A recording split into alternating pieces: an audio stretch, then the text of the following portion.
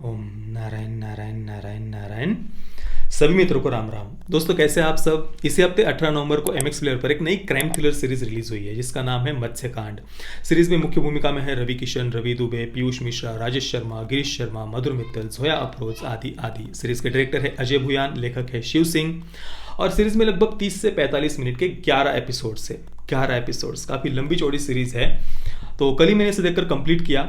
अब देखिए, हर हफ्ते इतने सारे ओटीटी प्लेटफॉर्म से किसी न किसी पर कुछ ना कुछ तो रिलीज होता ही रहता है, तो मैं सब तो नहीं देख पाता। पर इसका जो ट्रेलर है, एक दिन मेरे रिकमेंडेशन में आया, मैंने देखा, मुझे थोड़ा सा इंटरेस्टिंग लगा। एक तो सीरीज का नाम मत्स्यकांड है, रवि किशन, पीयूष मिश्रा आदि इसमें मुख्य भूमिका में है।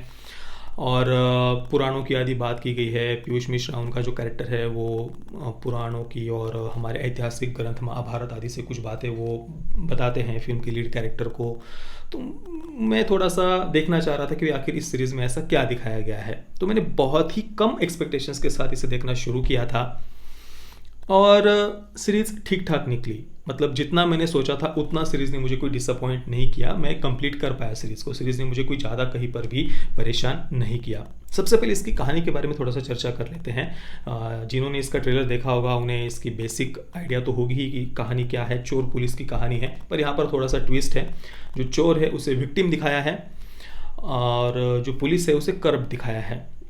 तो जो ये चोर का कैरेक्टर है, मत्स्य थाड़ा उसका नाम है, राजस्थान के एक छोटे से गांव से वो आता है। बचपन में उसके पिता वीरगति को प्राप्त हो गए थे, सेना में थे वे। पिता की मृत्यु के बाद में उसके जो चाचा है वो उसकी माँ से विवाह कर लेते हैं। पर विवाह के बाद में सरकार की तरफ से उन्हें जो एक पेट्रोल पंप मिला था उस पर चाचा कब्जा कर लेते हैं। माँ पर बहुत अत्याचार करते थे। तो उसकी माँ को ये जो पीड़ा हुई, उसे जो ये डोमेस्टिक वायलेंस, अत्याचार का सौतेले पिता से सामना करना पड़ा, उस कारण से मत्स्य थाड़ा ने बदला लेने के लिए पेट्रोल पंप को ही उड़ा दिया था। अब इसके बाद में मत्स्य थाड़ा को जेल हो जाती है। जेल जाने के बाद में मत्स्य वहां पर पंडित जी से मिलता है। ये पंडित जी का कैरेक्टर पीयूष मिश्रा जी ने प्ले किया है। पंडित जी जेल के जो कैदी है उन्हें पुराणों की और हमारे ऐतिहासिक ग्रंथ महाभारत की कहानियां हमेशा सुनाते रहते हैं। अब ये नया कैदी मत्स्य वहां आने के बाद में पंडित जी जब उसकी कहानी सुनते हैं तो पंडित जी का मत्स्य के प्रति एक अपनत्व बन जाता है। मत्स्य भी पंडित जी को अपने गुरु की तरह, पिता की तरह मानने लग जाता है। पंडित जी पुराणों और ऐतिहासिक ग्रंथ महाभारत की कहानियां बता बता कर मत्स्य को पूरी तरीके से ट्रेन करते हैं। एक कॉन आर्टिस्ट उसको वो बनाते हैं, जिसके लिए छलिया शब्द सीरीज में उपयोग किया गया है। हालांकि जो कहानियां वगैरह जो रेफरेंस पंडित जी यहाँ देते हैं उसमें कई सारी बातें अतार्किक लगती है। जैसे कि एक बात जो आपने ट्रेलर में भी सुनी होगी, पंडित जी मत्स्य से कहते हैं कि पुराणों में रूप बदलने वाले को छलिया कहते हैं। हालांकि मुझे लगता नहीं कि पुराणों में छलिया शब्द का उपयोग किया गया होगा। तो ठीक है, मतलब इस प्रकार की कुछ बातें वो मत्स्य को बताते हैं। और पंडित जी खुद और मत्स्य को वे पांडवों और भीष्म पितामह की जगह रखकर देखते हैं। मतलब पंडित जी खुद को भीष्म पितामह मानते हैं और मत्स्य को पांडव वो संबोधित करते हैं। और जो पुलिस ऑफिसर्स है या फिर जो जिनके साथ उन्हें बदला लेना है उन्हें वे कौरव मानते हैं। हालांकि ये बात गलत इसलिए नहीं लगती क्योंकि पंडित जी और वो जो मत्स्य है वे क्रिमिनल नहीं है। भले ही वो जेल में है पर गलत आरोपों के कारण वे वहां पर पहुंचे हुए हैं। मत्स्य की कहानी तो मैंने आपको बताई ही। और जो पंडित जी का कैरेक्टर है वो भी निर्दोष होता है। पत्नी के हत्या के झूठे आरोप में वो वहां पर पहुंचा हुआ है और पंडित जी ने भी बाहर कई सारे धोखे खाए हुए हैं। तो वो निर्दोष है, इस कारण से ये बात हमें गलत नहीं लगती है। और इवन वो कोई देश के विरुद्ध या सिस्टम के विरुद्ध नहीं लड़ रहे। जैसे कि मनी हाइस्ट का प्रोफेसर का कैरेक्टर अगर हम देखें तो वो कहता है कि भाई मेरे चोर पिता को सिस्टम ने, पुलिस ने मार दिया, इसलिए मैं इस देश के विरुद्ध, अपने देश के विरुद्ध, सिस्टम के विरुद्ध लड़ाई लड़ूंगा। देश के विरुद्ध वो लड़ाई लड़ने की बातें करता है। वैसे ये पंडित जी और ये मत्स्य का कैरेक्टर ऐसा नहीं है। वो कोई देश के विरुद्ध नहीं लड़ रहे। उन्हें जिन्होंने धोखा दिया था उनके विरुद्ध उनकी ये लड़ाई है और एक करप्ट पुलिस ऑफिसर के विरुद्ध ये लड़ाई है जो कैरेक्टर रवि किशन जी ने प्ले किया है। अब इसके बाद में मत्स्य कैसे बाहर आता है और वो किन किन से बदला लेता है, कैसे कैसे बदला लेता है, ये देखने के लिए आपको ये सीरीज देखनी पड़ेगी। अब रवि किशन जी का जो कैरेक्टर है तेजराज सिंह, उस पात्र का नाम है, करप्ट पुलिस ऑफिसर है और उसकी भी एक थोड़ी सी दुखद या पारिवारिक समस्या हम कह सकते हैं, उसकी भी एक फ्लैशबैक स्टोरी थोड़ी सी हमें साथ में दिखाई गई है। इसके अलावा मत्स्य के साथ में दो लोग और हैं। एक है राजू यानी राजेश्वर सिंह जो कैरेक्टर मधुर मित्तल ने प्ले किया है। राजू बस मत्स्य जो भी बताता है वो करते रहता है। और इसके अलावा एक और कैरेक्टर है उर्वशी का। उर्वशी पूरी फिल्म में बस जिनसे भी उन्हें बदला लेना होता है उनको जाकर वो चिपकती रहती है, अपने नए नक्शों से, अपनी सुंदरता से उनको वो फंसाने का काम करती है। यही काम था उर्वशी का पूरी फिल्म में।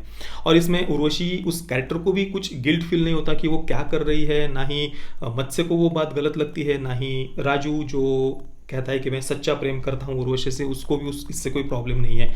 इसी काम के लिए उर्वशी का कैरेक्टर पूरी फिल्म में था। अब बात करते हैं रिवेंज की, बदले की। अब देखिए, रिवेंज इस पूरी कहानी का सबसे महत्वपूर्ण हिस्सा है।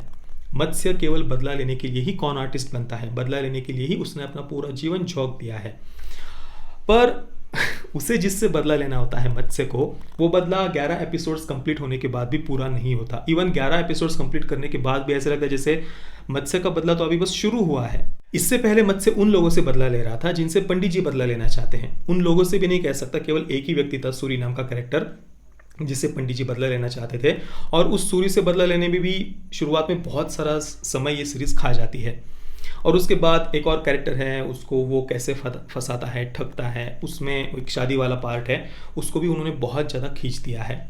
कुल मिलाकर जैसा कि मैंने ट्रेलर में देखा था, मुझे लगा ये कौन आर्टिस्ट है, तो कई सारे अलग अलग लोगों को वो ठगेगा, कई सारे अलग अलग कांड वो करके दिखाएगा। कांड ही इसका नाम है ना सीरीज का। वैसे कांड हम अध्याय के लिए शब्द उपयोग करते हैं, बाल कांड, अयोध्या कांड, अरण्य कांड, रामचरितमानस के जो अलग अलग अध्याय है उसके लिए कांड शब्द का उपयोग होता है। पर यहाँ पर कांड मतलब उस संदर्भ में उपयोग किया है जैसे कि आज तूने क्या कांड कर दिया, है ना, कुछ गड़बड़, घोटाला, धोखाधड़ी, उस दृष्टि से उन्होंने कांड शब्द का उपयोग किया है। तो मत्स्य के कांड, यही सीरीज का पूरा नाम है। पर इतने कोई कांड वगैरह वो करते हुए नहीं दिखाई देता। मुश्किल से 2-3 लोगों को वो सीरीज में ठगता है। और उसमें भी सीरीज़ बहुत ज़्यादा खींची हुई लगती है। ये 11 एपिसोड्स है, पर मुश्किल से 6 से 7 एपिसोड्स में इसे कंप्लीट किया जा सकता था। कई सारी अननेसेसरी चीज़ें हैं, और वो सब 11 एपिसोड्स कंप्लीट करने के बाद भी मत्स्य का बदला तो बस शुरू हुआ है ऐसे लगता है। तो मतलब मैं ये नहीं कहूँगा कि सीरीज़ बहुत ज़्यादा डिसअपॉइंटिंग है या बहुत निराश करती है, पर हाँ, सीरीज़ थोड़ी सी क्रिस्प होनी चाहिए थी। और एक और जो सबसे बड़ी कमी है इस सीरीज़ की, वो ये कि इसमें कई सारी बातें हमें इलॉजिकल लगती है। जैसे कि शुरुआत में जो बेटिंग वाला पार्ट है, क्रिकेट की बेटिंग वाला, एक तो उसे बहुत खिंचा गया है, दूसरा कई सारी बातें वहाँ पर बहुत ज़्यादा इलॉजिकल लगती है। उसे और थोड़ा सा कन्विंसिंग और लॉजिकल वे में दिखाया जा सकता था। डायरेक्टर हमें कन्विंस नहीं कर पाए हैं। पर ठीक है, अगर उतनी बातों को आप इग्नोर कर सकते हैं, कुछ इलॉजिकल बातों को इग्नोर कर सकते हैं, और सीरीज जो थोड़ी सी खिंची हुई है उससे अगर आपको प्रॉब्लम नहीं है, तो ये सीरीज़ आप देख सकते हैं। ये आपको एकदम ही डिसअपॉइंट तो नहीं करेगी। इसके एक और जो प्लस पॉइंट है सीरीज़ का, वो है इसके परफॉर्मेंसेस सभी के। रवि किशन जी, पीयूष मिश्रा, रवि दुबे, सभी के परफॉर्मेंस सीरीज में बढ़िया थे। एक और बात जो मुझे सीरीज की पसंद आई वो ये कि एक बड़े विजन के साथ में, दूरदृष्टि के साथ में इसके मेकर्स ने इस सीरीज को बनाया है। मतलब आगे कंटिन्यू करने की दृष्टि से ठीक ठाक तरीके से उन्होंने इन कैरेक्टर्स को डेवलप किया है। तो ये कुल मिलाकर मेरा रिव्यू था मत्स्यकांड का। मैं मत्स्यकांड को दूंगा 5 out of 10 stars. Parental guidance की बात करें तो देखिए, सीरीज में गाली गलौच है, स्ट्रॉन्ग लैंग्वेज है, थोड़ा बहुत अडल्ट टोन भी है।